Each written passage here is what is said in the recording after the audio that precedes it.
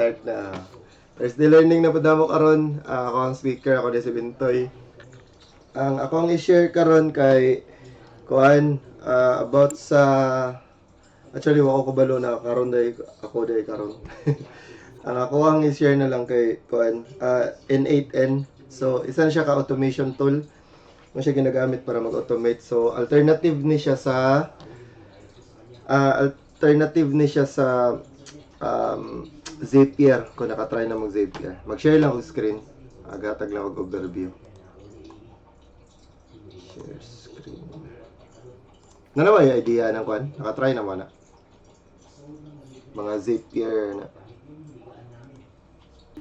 Dunggan lang. Pero wala pa ako takatry. Wala makatry. Sige, so kani siya. Makita na ba screen, no? Right na. Pads. So kani akong gamit karon kay kuan siya local ni siya na version sa N8N. So di ko sure kung ang ubang ang ubang service na same ani sa Yaha kay na sila open source na version. Pero kani siya na siya open source na version. So pwede ra ipadagan sa sa local. So ang gamit nako is Docker. So kung interested mo ani na siya kani siya nasa Lake Cloud pero kuan siya mahal iyang kuan na siya starter pro, so na siya natin ang presyo, so mo ni siya matipid nimo pag sa local ka. So kung dili po ka mag local pwede po ni sa hostinger na po ni siya naka kuan naka default na template. So instead na kani $20, so sa kuan pwede nimo siya mapadagan na $279 lang per month na ma-access na siya online. So kada siya so unsa din ang kuan N8N. So ang N8N ang paano niya para mag-automate siya og mga for example pag-post sa Facebook, pagbasa og sheets, ano na gani mag gusto na kay gusto i-automate, pwede mo siya buhaton dire. So dire pag login nimo na siya mag-login form una before ka sulod. So after nimo login mo nimo makita, so naa kay workflow, dire nimo buhaton ang workflow na unsay gusto nimo mahitabo gani, unsa na flow imong gusto mahitabo. Tapos dire ka mag-set of credentials. So kung gusto ka mo gamit og ChatGPT, OpenAI, so pwede dire. So sa Gmail kung gusto nimo i-access na imong Gmail account, so pwede ka mag-set up na dire. Facebook, Discord, LinkedIn, so, pwede nimo siya i-set up. Ang ako ang ipakita karon kay last ang execution. So unsa to mga executions na nahitabo. So kung makita niyo dire katong mga post na to sa Facebook, dire na siya naka-automate na siya. So every 6 hours na ko siya giset. So dugay man ako ginaon akong computer. So kuha na siya. Ang first niya na post karong adlaw ay is katong alas 12 sa kadlawon, tapos karong alas 12 sa udto. So every 6 hours na ko siya giset. So pakita lang nako saan na siya pagbuhat. So na ako'y set up dire. So pag create nimo og new workflow, nani mo makita masyag canvas, masyag Figma. So pag same po siya, pag mag-press kag space kay malihok nimo ang canvas.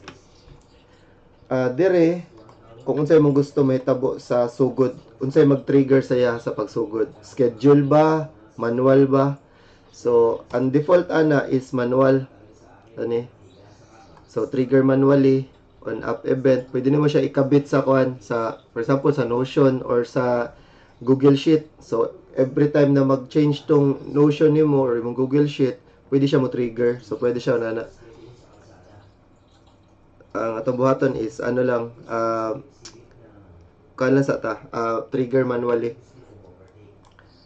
Tapos pwede ka mag-connect og node unsay imong gusto buhaton ana sa Yaha, unsay mahitabo if mag-start na ang automation. So pwede ta mag-kuan og let's say magbasa ta og Google Sheets. get through. Pwede ta mag get through sa Google Sheet. So kani siya diri, makita niyo mo na kanang naka-connect siya og Google account. Tapos tanan ang ako ang sheets mugawas na siya diri. Yan na. For example kani Thursday learning. Tapos kato na sheet or kato na document na ato siya kuan makaselect ka sa sheet pod unsa siya na sheet na.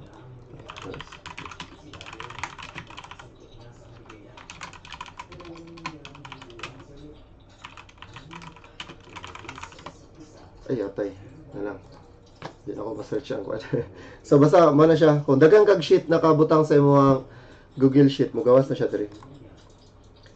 Then pwede nimo siya ma-filter kung pila ka buok. So unsa ba imong gusto kuhaon ang let's say magbuhat kag condition na ang imuhang status is done. So naman tay mga ana isahay na kanang if nagamit na to siya na item, di na nato gusto siya magamit usab. So pwede na to siya kuanon. Pwede na to siya i-filter.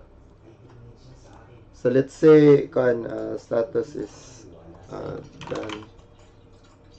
Ito sa to ang sheet. Let's say item 1 ito na to progress.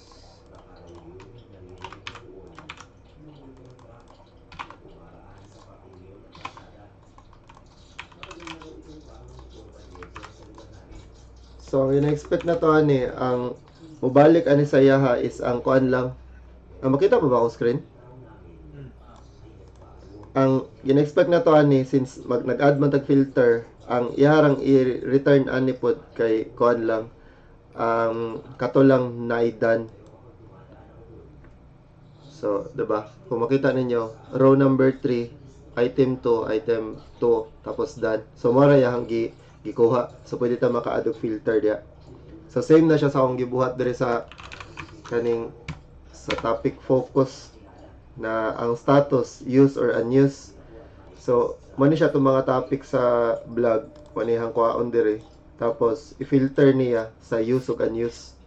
So, pag unused pa, pwede pa niya gamiton. Sana siya. Then, kung mapansin ninyo, na siya ang kaning sa left, mo niyang input, ang sa right, mo niyang output. Kung mapansin nyo diri, mo siyang input, kaning siyang output.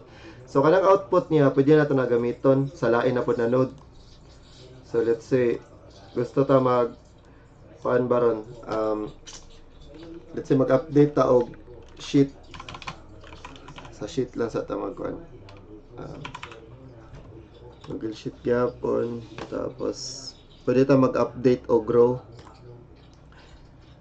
So same lang gyapon na kuan akong gamiton atong Thursday learning lang. Then from list sheet 1.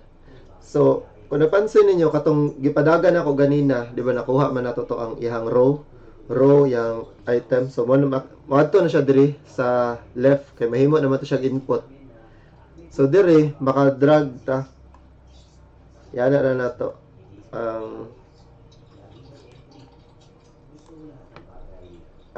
kuan ang kaning item diri kaning siyang sa left gani i-drag na ninyo ana siya so row number so buta na to ang column 1 ilisa na to siya og item 2 updated buta na to ganana so depende na sa inyo sa inyong kuan.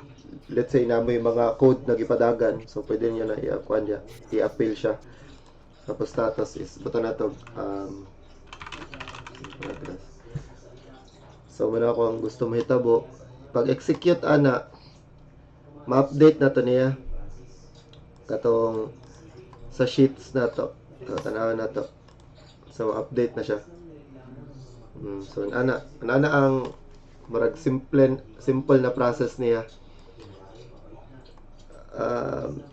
No, kato lang. Ipakita lang ako ang kaning unsa atong nahitabo sa to ang sa vlogging gani na to. So ang nahitabo ani trigger siya na siya schedule trigger. Ang gamit ani niya is cron, di ba naingon ko ganina na naa siya yung mga processes na pwede siya manually trigger or sa chat or sa kanang sa Notion, pwede siya nana. Pero pwede po siya mag-schedule ka. So mao ni siya ang itsura niya sa every 6 hours.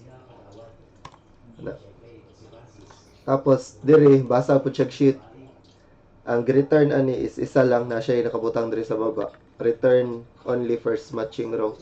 So pwede nato na siya iset sa baba pod add option return only first matching row.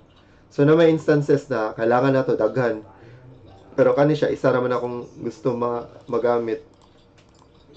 Ani dire so return only first matching row akong gibuhat. Tapos pag gumana na niya kay gidiretso na ako siya diri update kay para di na siya tawag og usab.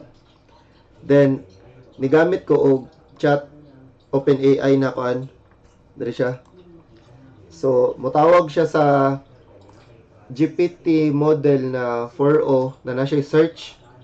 So ang result ani niya kay mag-search ni siya. So try na to. Pwede na siya isa-isahon man gud og kuan kana ganing padagan. So gusto nimo na dili isa siya moabot diri. So pwede ka diri lang kataman mag-play. Na siya mga play diri para matesting nimo ang node.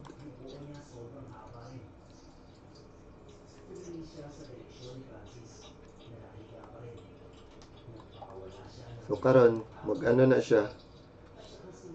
So kung napansin ninyo, katong row na gikuha na niya kay moto yang gibalik tapos gikuha na ko ang title.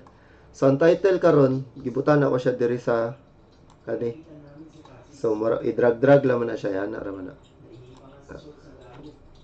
Dili na ko i-save. So na siya i-drag lang nimo tong items para magamit nimo siya. Tapos mo na ni nag-response na ang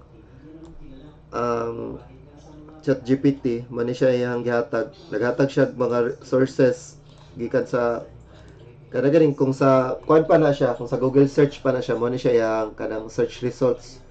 So na siya sa annotations. Tapos gi-return niya ang katong value sa mismong article.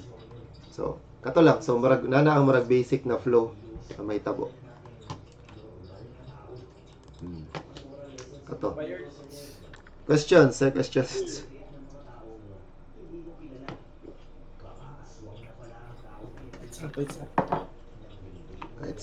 Bites. So wala to. Thank you sa pagkaminaw. Stop na ako sharing ha. Sa daw? Question si Mac daw. Ano lagi? Question mark? Sa daw? Di ba dugog? Wala daw. Fights. Sige. Mara to. Salamat guys. Kaya question ba sa ginom yung bay? Biro ka. Ayos. Sige. Fights. Wala. Thanks.